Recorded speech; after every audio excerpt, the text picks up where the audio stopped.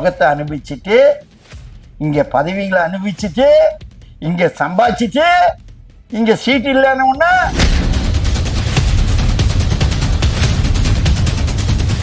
எடப்பாடியை வந்து டெல்லிக்கு அடிமையா இருக்காரு அப்படின்ற மாதிரி சொல்றாங்க. அதிமுக வந்து ஒரு அடிமை கட்சி சார். அம்மாசாவில மர்மம் சொன்னது யாரு? பதவி இல்லைன்னா போயிடுவான் சார். நான் அப்படி கிடையாது. அவங்களோட திட்டத்தை காப்பி பண்ணி தான் நீங்க வந்து இப்ப ஆண்களுக்கு இலவச பேருந்துன்னு சொல்லியிருக்கீங்க தேர்தல் அறிக்கையில. எடப்பாடியார் தொடக்கிய திட்டங்கள் எல்லாம் இவங்க தான் ஸ்டிக்கர் ஒட்டி இருக்காங்க. திமுகவினுடைய கூட்டணியில இருக்கிற எல்லா கூட்டணியும் வேட்பாளர்களும் பல்ல கட்சியும் நாக்க கட்சியும் உட்கார்ந்து இருக்காங்க. தமிழ் வாய்ஸ் நேயர்களுக்கு வணக்கம். இன்றைய அரசியல் நிகழ்ச்சியில் அதிமுக மூத்த தொண்டர் எம்ஜிஆர் தீவிர பக்தர் திரு ஓம்பொடி பிரசாந்த் சிங் அவர்கள் இருக்கார். வணக்கம் சார். வணக்கம். எப்படி இருக்கீங்க? நல்லா இருக்கேன் சார். சார், இப்போ நம்மகிட்ட ஒரு பொதுவாக அதிமுக ஒரு குற்றச்சாட்டு வைக்கிறதுனா அதிமுக வந்து ஒரு அடிமை கட்சி, எடப்பாடியை வந்து டெல்லிக்கு அடிமையா இருக்காரு அப்படின்ற மாதிரி சொல்றாங்க. அதிமுக வந்து ஒரு அடிமை கட்சி சார். அனைத்து இந்திய அண்ணா திராவிட முன்னேற்ற கழகம் தொடக்க காலத்துல இருந்து இன்னைக்கு வரலும் அடிமை கட்சியே கிடையாது. தொடர்ந்து அந்த விமர்சனம் வைக்கிறாங்க. சொல்றவங்க சொல்லின்னு போறான் சார். இப்போ திமுக தான் இந்த குற்றச்சாட்டு சொல்லுது. திமுக தான். திமுக பிஜேபி கூட இல்லையா? அவங்க இருந்தாங்க. அப்போ நல்லா இருந்துதா? மந்திரியா இருந்தீங்க. பையன் மந்திரி, பொண்ணு மந்திரி, மருமக மந்திரி, பேரன் மந்திரி எல்லாம் அனுபவிச்சிங்களா? அப்போ நல்லா இருந்ததா? அப்போ வாயில வச்சு நல்லா இருந்ததா? இப்ப கசக்குதா? கட்சி வந்து பிஜேபி எங்களை நாடி வந்தாங்க. எடப்பாடியாரு நாடி வந்தாங்க. எடப்பாடியாரு நாடி வந்ததுக்கு அப்புறம் எடப்பாடியார் வந்து சில கண்டிஷன்ஸ் எல்லாம் இப்படி இப்படி இப்படின்னு அவர் சொன்னதுக்கு அப்புறம் 6 மணி நேரம் காத்துன்னு இருந்து ஊடகங்கள் எல்லாரும் பார்த்தாங்க. இதே ஊடகங்கள்ல பிஜேபிக்கு அடிமையாயிட்டாருன்னு கூட பேசினாங்க. அதே ஊடகங்கள் எடப்பாடியார் அவரு காக்க வச்சாரு அப்படின்னு சொல்லிட்டு பேசினாங்க. நடந்துதா இல்லையா? நடந்தது சார். ஆனால் டெல்லிக்கு போய் பார்த்துருக்காருல்ல அவங்கள சார். டெல்லி சார், நான் வந்து அதிமுக கூட்டணி இல்ல இல்ல இல்ல நான் ஒண்ணு சொல்றேன் கேளுங்க. சில மேட்டர்கள் பேசணும்னாக்கா ஒண்ணு நான் உங்ககிட்ட வரணும், இல்ல நீங்க எங்க கிட்ட வரணும் இல்லையா? அதான போது. அதுல தப்பு கிடையாது. அதுக்காக இங்க போனாருன்னாக்கா அடிமையா? யாருக்கு யாரு அடிமையே கிடையாது. பிஜேபிக்கு அதிமுக அடிமை கிடையாது, அதிமுக பிஜேபிக்கு அடிமை கிடையாது. அவங்க கட்சி வேற, எங்க கொள்கை வேற. புரியுதுங்களா? ஆனா இருந்தாலும் இந்தியா ஃபுல்லா மோடி வந்து அருமையான ஆட்சி பண்ணிக்கிட்டு இருக்கு. என்னை பொறுத்தவரையிலும் மோடிஜி அவர்களுக்கு பாராட்டுறதுல ரொம்ப கடமைப்பட்டிருக்கோம் எம்ஜிஆர் மன்றத்துக்காரங்க அத்தனை பேருமே.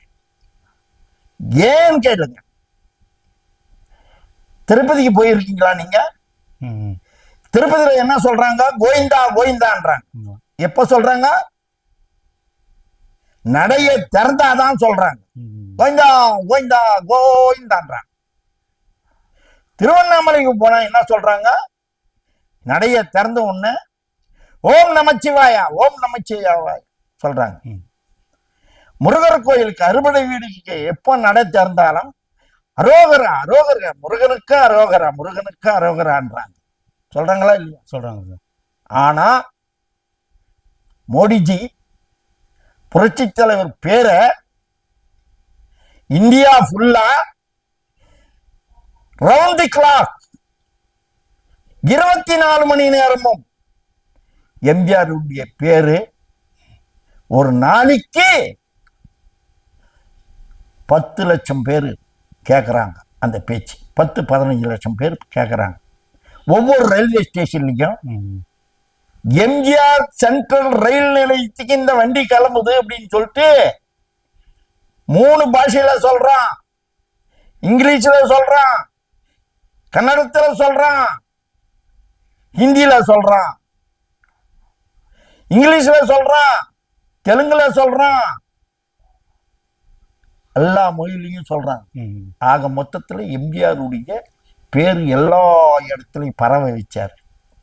இந்தியாவுடைய 2 பேர்ல தான் ரயில்வே ஸ்டேஷன் இருக்குது. ஒன்னு சத்ரபதி சிவாஜி ரயில்வே ஸ்டேஷன், அதுக்கு அடுத்தபடியா இருக்கிறது சென்னை. டாக்டர் புரட்சித் தலைவர் எம்ஜிஆர் மத்திய ரயில் நிலையம்னு கொண்டு வந்தார். இப்போ தேர்தல் பரபரப்பு போயிட்டு இல்லையா, எந்த இடத்துலயுமே வந்து சிஎம் கேண்டிடேட் நான் தானே வந்து எடப்பாடி ஓப்பனா சொல்லவே இல்லையே சார். அவர் எப்படி சார் சொல்லுவாரு? அவர் தானே சிஎம். அவர் தான் சிஎம். மக்கள் தேர்ந்தெடுத்ததுக்கு அப்புறம் தான் மக்கள் தேர்ந்தெடுத்துருவாங்க. நாளைக்கு நீங்க பார்க்கத்தான் போறீங்க. பிஜேபியோட ஆட்சி தாங்க நடக்குதுன்னு சொல்றாங்கல்ல. அதெல்லாம் கிடையாது சார், அதெல்லாம் கிடையாது சார். பிஜேபி அதாவது அவங்க சொல்றதா கேட்டுதான் எடப்பாடி, அதாவது கிண்டி விட்டு வேடிக்கை பார்க்கறவங்க தான் அது இதெல்லாம் சொல்லுவாங்க. அவன் குறை என்னன்றது பார்க்க மாட்டான்.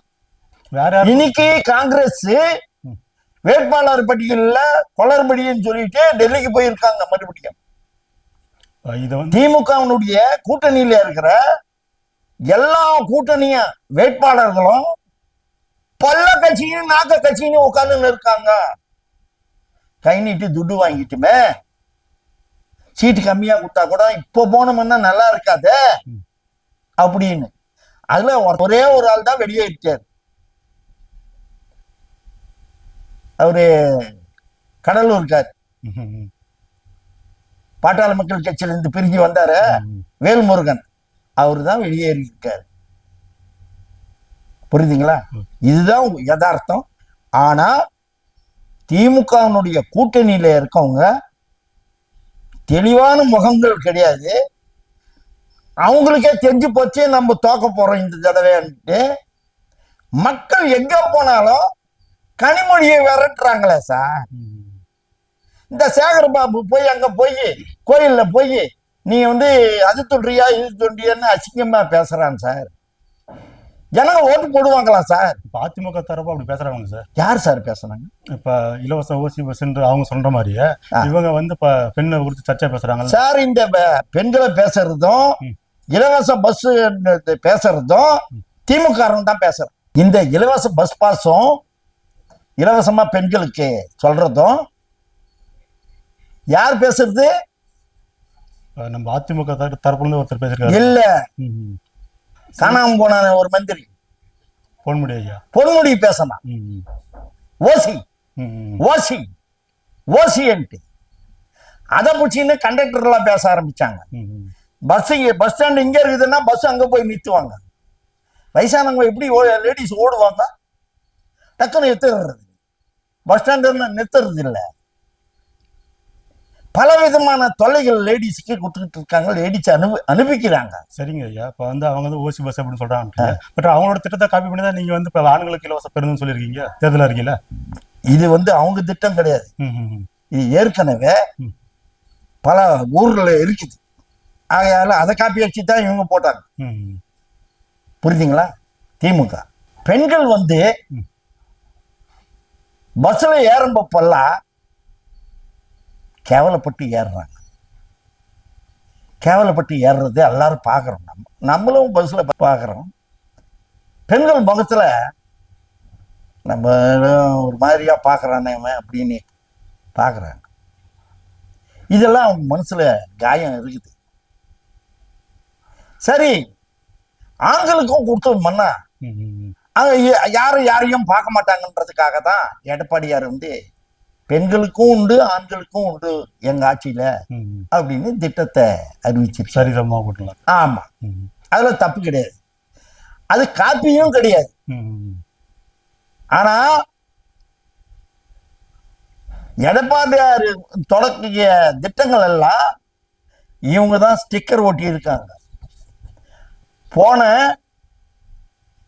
தடவை ஸ்டாலின் கொடுத்த அந்த தேர்தல் அறிக்கையை நீங்க எடுத்து பாத்தீங்கன்னா 10% கூட அவங்க நிறைவேற்றல.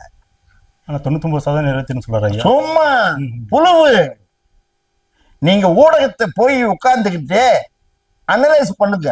அது சும்மா வந்து மக்கள் கேள்வி கேட்பாங்கல்ல சார். கேட்டு தானே இருக்காங்க, யாரும் கேட்கல. இல்ல போன இடத்துல நல்ல வரவேற்பு இருக்குல்ல, தேர்தல் பரப்புற இல்ல. இல்ல இல்ல இல்ல இல்ல சார், இங்க அவரு சொந்த தொகுதி முந்தானத்து வந்தாரு. அவரு சொந்த தொகுதி குளத்தூருக்கு வந்தாரு. மக்கள் இல்லையே, போலீஸ் தானே இருந்தது. அந்த கருப்பு ட்ரெஸ் போட்டு இருந்த அந்த போலீஸ் தானே இருந்தது. காட்டுறானே, இப்படியே காட்ட மாட்டேன்றான். இப்படி காட்ட வேணாம்னு சொல்லிட்டாங்களா ஜனங்க? எந்த தானே ஸ்டாலின் தோக்குறது உறுதி. எப்படி தோப்பான்னு சொல்றேன், டீம் ஸ்ட்ராங்கா இருக்குல்ல சார். நான் சொல்றது புரிஞ்சுங்களா? நம்ம பக்கம் அங்க போன ஓபிஎஸ் ஐயா முதற்கொண்டு டீம் ஸ்ட்ராங்கா இருக்குல்ல. இல்ல சார், ஓபிஎஸ் பாவம் சார். ஓபிஎஸ் பேசாம அந்த ஆளு பேசாம அரசியல் விட்டு வெளியிட்டு இருந்தாக்கா நல்ல பேர் இருந்திருக்கு. நிறைய நண்பர் இப்படி சொல்றீங்க சார். அந்த ஆளு துரோகி சார். துரோகியா? துரோகி சார், அதிமுக துரோகி. அவர் தான் வந்து அதிமுக துரோகம் பண்ணிடுச்சு அப்படின்றாரு. எடப்பாடியை துரோகம் பண்ணு சொல்றாரு. எடப்பாடி ஒன்றும் துரோகம் பண்ணலையா சார்? சசிகலா கட்சி விட்டு நீக்கினது யார் சார்? யாரு? ஐயா தான். யாரு? ஓபிஎஸ் ஐயா தான். பின்ன சசிகலா மேல அந்த அம்மாசாவில மர்மம் இருக்கு சொன்னது யாரு? அவரே தான். உண்ணாவிரதம் இருந்தது யாரு? மௌன விரதம். ஓபிஎஸ் ஐயா தான். வீதி வீதியா ஊரு ஊரா போய் சசிகலா மேல குற்றச்சாட்டுகள் சொன்னது யாரு? ஓபிஎஸ் தான். இவ்வளவு செஞ்சுட்டு அவரு செஞ்சாரு என்ன சார் இது? சரி, தவறு செய்யறாம தெரியும். அதிமுக ஆபீஸ் வந்து ஒரு கோயில் சார். அது அந்த கோயிலை வந்து எட்டி ஒதுக்கலாமா? நீதிமன்றம் சொல்லிச்சு அவனுக்கு, போய் படையோட போய் அதை தம்சம் பண்ணு அப்படின்னு சொல்லிச்சு அவங்க. நீ எப்படி போன? எப்படி எட்டு வச்ச? உருட்டுக்கட்டல காட்டிட்டு இருந்த. இதே ஜேசிடி பிரபாகரன் கூட அதுல தான் இருந்தா. இதே பிஹெச் பாண்டியன் பையன் இருந்தா. காணொலியில் கேட்டாங்களே, நீ எத்தனை கேஸ் போட்ட அதிமுக மேல? அத்தனை கேஸ் தவிடுபடி ஆகி போச்சே. இப்ப அந்த கோலத்துல தான் வந்து இப்ப அதிமுக வந்து ஒழிக்கணுன்ற ஒரு முடிவோடு இருக்காங்களாமே சசிகலா ஓபிஎஸ் ஐயாலாம். சார், யாராலையும் உடைக்க முடியாது. இது தொண்டர்களால் உருவாக்கப்பட்ட கட்சி. தொண்டர்கள் பாதி பேர் அந்த பக்கம் போயிட்டாங்களே. யாரும் போல சார். எந்த தொண்டனும் போல. சீட்டு வேணும்ன்றதுக்காக விஜய் கட்சிக்கு போயிருக்கிறான் ஒருத்தன், செங்கோட்டையன். ஜேசிடி பிரபாகரன் ஜாதி கட்சிக்கு போயிருக்கிறான். புரிஞ்சுங்களா? செல்லாக்கா சிங்க விஎஸ் பாபுன்றவன் அங்க போயிருக்கிறான். ஒருத்தன் பேர் என்னமோ மந்திரியா இருந்தவன் அவன் போயிருக்கிறான். ஒரு 10 பேர் தான் சார் போயிருக்காங்க. மற்றபடி தொண்டை எவனும் போல சார். நாங்கெல்லாம் போனோமா? நாங்கெல்லாம் பச்சை குத்தி இருக்கிறோம் சார். ஒரு பச்சை குத்துனவனுக்கு காட்ட சொல்லு. அவன் அதிமுக பச்சை குத்துனவன் நான் இந்த 4 பேர் தவிர 5 பேர் தவிர மீதி காட்ட சொல்லுங்க பார்க்கலாம். அப்ப உங்க டீம் ஸ்ட்ராங்கா இருக்கு. பக்காவா எங்க டீம் அப்படியே உடையாம அப்படியே இருக்குது.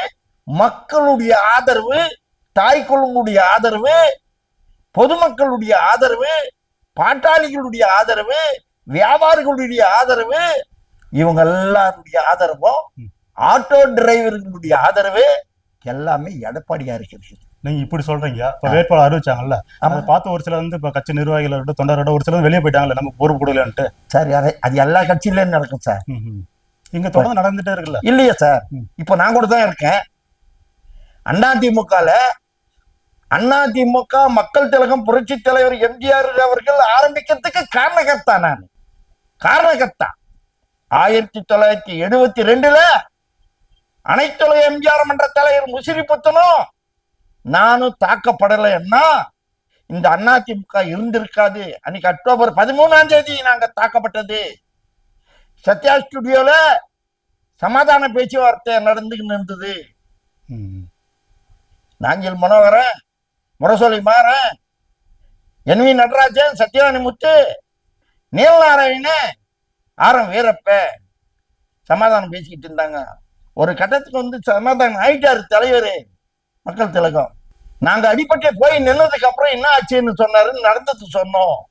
சொன்னதுக்கு அப்புறம் எல்லாரும் கெட் அவுட் வந்து வெளியே அமிச்சிட்டாரு. இங்க என் ஆளுங்களை அனுப்பிச்சு அங்க வந்து உன் ஆள் வந்து என்கிட்ட சமாதானத்துக்கு பேசுவார். அவரு கிடையாது, கெட் அவுட்ட்டாரு. அதுக்கப்புறம் 17ஆம் தேதி கட்சியை ஆரம்பிச்சாரு. கட்சியை ஆரம்பிக்கல, அனௌன்ஸ்மெண்ட் பண்ணாரு. 18ஆம் தேதி முறைப்படியா அதை ஆரம்பிச்சாரு. அக்டோபர் மாசம் 18ஆம் தேதி 72. அந்த மாதிரி என்னால உருவாக்கப்பட்ட கட்சி எந்த பொறுப்புலையும் இல்லாம இருக்கிற நான் கூட தான் பெரம்பூருக்கு கேட்டேன், துறைமுகத்துக்கு கேட்டேன், ஏன் கொடுக்கல? வாய்ப்பு வரல. அதுக்காக நான் கவலைப்படலையா? என் கட்சி விட்டு நான் போயிட்டேன்னா போக முடியாது. கட்சி விட்டு போனாங்க, துரோகம் பண்ணிட்டாங்க. துரோகம் பண்ணாங்க, பதவி கேட்க போனாங்க. நான் பதவிக்காக நான் கட்சியில சேர்ந்தவங்க கிடையாது. பதவி இல்லைன்னா போயிடுவான் சார். நான் அப்படி கிடையாது. எம்ஜிஆர் என்ற கொள்கை என் மனசுல இருக்குது. இந்த கட்சியை உருவாக்கணும். அடிப்பட்டவன் உதப்பட்டவன் நானு. எம்ஜிஆர் வச்சு 2 மீட்டிங் நடத்தினவன் இந்த ஏரியாலேயே. முதல்ல வட சென்னையில நான் தான், எங்க அண்ணன் தான் நடத்தணும். இத பாக்குற ஊடகத்துல இருந்து பாக்குற அத்தனை பேருக்கும் தெரியும், எல்லாருக்கும் தெரியும். நான் பொய் சொல்லல. ஆதாரங்கள் என்கிட்ட மினிட் புக்ஸ் இருக்குது. அந்த மாதிரி எல்லாம் நாங்க கஷ்டப்பட்டு கட்சியை வளர்த்தோம் சார். அதுக்காக கொடுக்கலன்றதுக்காக நான் போயிட முடியுமா? கொடுக்கலன்றதுக்காக நான் எடப்பாடியை திட்டிட முடியுமா? கொடுக்கலன்றதுக்காக நான் வந்து அவன் கட்சிக்கு இவன் கட்சிக்கு ஓடிட முடியுமா? கொள்கை என்ன சார்? வியாபாரிகள் சார் அவங்க. போனவன் எல்லாம் பச்சோந்திகள். நான் என்ன சொல்றேன், நீ எங்கனாலும் போ,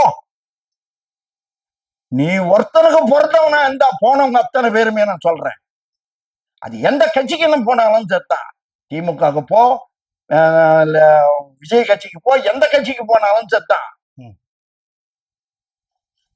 நீ அனுபவிச்ச பத்தியா அண்ணா திமுகல எம்எல்ஏ பதவி, மந்திரி பதவி, உனக்கு பென்ஷன் வருது தெரியுமா? பென்ஷனு, அரசாங்க பென்ஷனு. நான் இந்த கட்சிக்கு போறேன் அன்ட்டு நீ போயிட்டல, அந்த பென்ஷனை எழுதி கொடுத்துட்டு சரண்டர் பண்ணிட்டு கவர்மெண்ட்டுக்கு நீ போ. நீ யோக்கியமானவன். நீ வந்து எவனா இருந்தாலும் யோக்கியமான நடப்பாங்க. ஜனங்க வந்து நினைப்பாங்க, யோ அந்த ஆள் பென்ஷன் அந்த சரண்டர் பண்ணிட்டாயா வேணான்னு சொல்லிட்டு அப்படின்னு பேசுவாங்க. இங்க சுகத்தை அனுபவிச்சுட்டு, இங்க பதவிகளை அனுபவிச்சுட்டு, இங்க சம்பாதிச்சுட்டு, இங்க சீட் இல்லைன்னு நீ அங்க போவியா? நீ போ. இதை விட கேவலம் வேற எவனும் கிடையாது. இந்த மாதிரி எந்த நாட்டுல நடந்தாலும் எந்த உலகத்துல நடந்தாலும் இது தப்பு தான். அந்த பதவிய, அந்த பென்ஷனை வந்து சரண்டர் பண்ணு கவர்மெண்ட் கிட்ட. அப்போ வந்து நீ வந்து ஆஹா நேர்மையான அரசியல்வாதியா. நான் சொல்ல மாட்டேன், மக்கள் சொல்லுவாங்க. உன் பின்னாடி நிற்பாங்க. உன் பின்னாடி எவன் நிக்கிறான்?